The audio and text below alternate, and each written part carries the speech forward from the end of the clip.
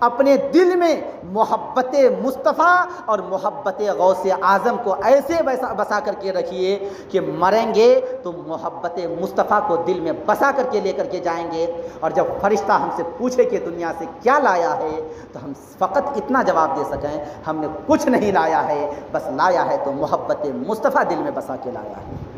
حضرات محترم، آگے آ کر کے بیٹھا کیجئے، سب سے پہلے بیٹھا کیجئے۔ معلوم ہے کیوں بیٹھا کیجئے؟ تو یہاں پہ صرف 1 منٹ میں ایک بات بتا کر کے آپ کو جو ہے بات کو ختم کر دینے کی کوشش کرتا ہوں کہ حضور صلی اللہ تعالیٰ علیہ وسلم نے مسجد کے صفوں کو 5 حصے میں تقسیم کیا۔ کتنے حصوں میں؟ 5 حصوں میں۔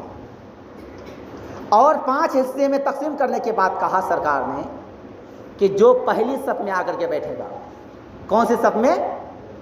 پہلی صف میں آ کر کے بیٹھے گا، وہ سمجھو ایک اونٹ کی قربانی کیا۔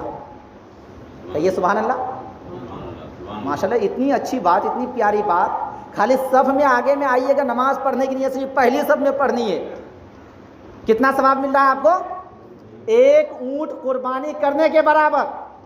اور آج کی تاریخ میں اگر یوں کہہ لیا جائے کہ کم سے کم 40 سے 50 ہزار صدقہ کرنے کے برابر، بولیے غلط ہوگا؟ نہیں ہوگا۔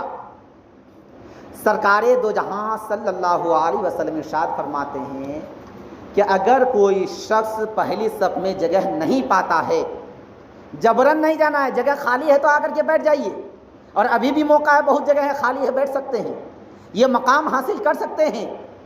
دوسرے نمبر پہ پیغمبر اعظم علیہ السلام فرماتے ہیں جس نے دوسری صف میں بیٹھی، جس نے دوسری صف میں بیٹھی، دوسری صف میں نماز ادا کی، اللہ تعالیٰ انہیں ایک بچھڑا قربانی کرنے کا ثواب عطا فرمائے گا۔ بچھڑا یعنی کہ گائے کہہ لیجئے، بھینس کہہ لیجئے، اس طرح کچھ بھی کہہ لیجئے۔ تیسرے نمبر پر جو بیٹھیں گے تو انہیں پیغمبر اعظم علیہ الصلوۃ والتسلیم ارشاد فرماتے ہیں کہ انہیں بکرا قربانی کرنے کا ثواب ملے گا۔ کیا قربانی کرنے کا ثواب ملے گا؟ بکرا۔ تو بکرا کی بھی قیمت کوئی کم تو ہے نہیں، کم سے کم 10-12 ہزار کے پلس میں ہی جاتی ہے، تو آپ اندازہ لگا سکتے ہیں اس سے۔ پھر پیغمبر اعظم علیہ الصلوۃ والتسلیم ارشاد فرماتے ہیں جو چوتھے صف میں بیٹھیں گے انہیں ایک مرغی قربانی کرنے کا ثواب ملے گا۔ کیا قربانی کرنے کا؟ مرغی۔ تو مرغی کی قربانی تو جائز ہے نہیں ہے، مرغی کی قربانی جائز ہے نہیں، تو سرکار فرماتے ہیں ایک مرغی صدقہ کرنے کے برابر انہیں ثواب دیا جائے گا۔ جو 5ویں صف میں بیٹھیں گے انہیں مرغی کا ایک انڈا صدقہ کرنے کے برابر کا ثواب ملے گا۔ حضرات محترم، یہ پیغمبر اعظم علیہ الصلوۃ والتسلیم کا فرمان عالی شان ہے۔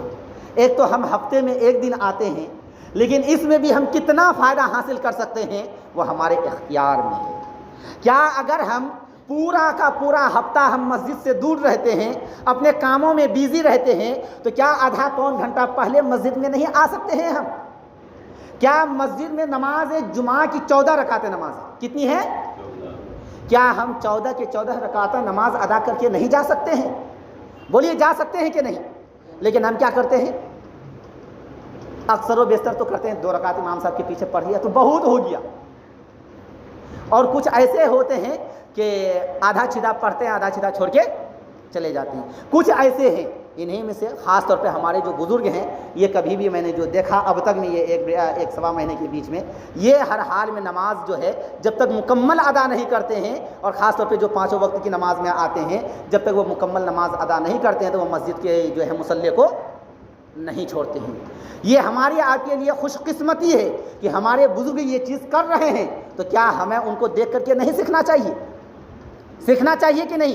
ہمارے بزرگ آ کر کے مسجد کی صفائی کر رہے ہیں، کیا اگر ہم 10 منٹ 15 منٹ پہلے آ جائیں تو ہم مسجد کی صفائی نہیں کر سکتے ہیں؟ بولیے کر سکتے ہیں کہ نہیں؟ پتہ ہے مسجد کی صفائی کے بارے میں پیغمبر اعظم نے کیا فرمایا؟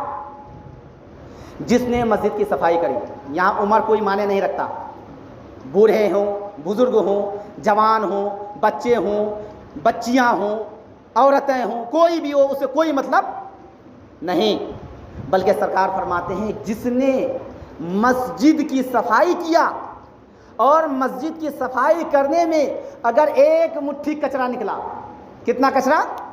ایک مٹھی، تو اللہ تعالیٰ ان کے لیے جنت میں ایک محل سونے چاندی سے اور جواہرات سے ایک محل تیار کرتا ہے، کہیے سبحان اللہ۔ یہاں ایک محل اینٹ پتھر کے تیار کرنے میں زندگی گزر جاتی ہے، نہیں کر پاتے ہیں، وہاں سونے چاندی اور جواہرات سے تیار کیے جائیں گے، جو ہر کوئی ترسے گا وہ مکان اور بلڈنگ کے لیے۔ کیا ہم اپنے وقت کو خوش قسمت سمجھ کر کے اپنے آپ کو کیا یہ کام نہیں کر سکتے ہیں؟ بولیے کر سکتے ہیں کہ نہیں؟ بس اب آپ کے اختیار میں ہے کہ ان باتوں کو آپ کتنی اپنے دل میں ترجیح دیتے ہیں، جگہ دیتے ہیں، کیونکہ ہم نے اپنے بزرگوں کو دیکھا ہے مسجد کی صفائی کرتے ہوئے۔ اللہ کی بارگاہ میں دعا ہے مولا مجھے بولنے میں، آپ حضرات کو سننے میں کسی بھی طرح کی کوئی غلطیاں ہوئی ہو تو اللہ تعالیٰ اپنے فضل و کرم سے معاف عطا فرمائے، اور اس بیان پہ سب سے پہلے مجھے خود کو عمل کرنے کی توفیق عطا فرمائے، میرے بعد میرے تمام مسلمان بھائی بہنوں کو عمل کرنے کی توفیق عطا فرمائے۔ استغفر اللہ ربی من کل ذنب و اتوب الیہ۔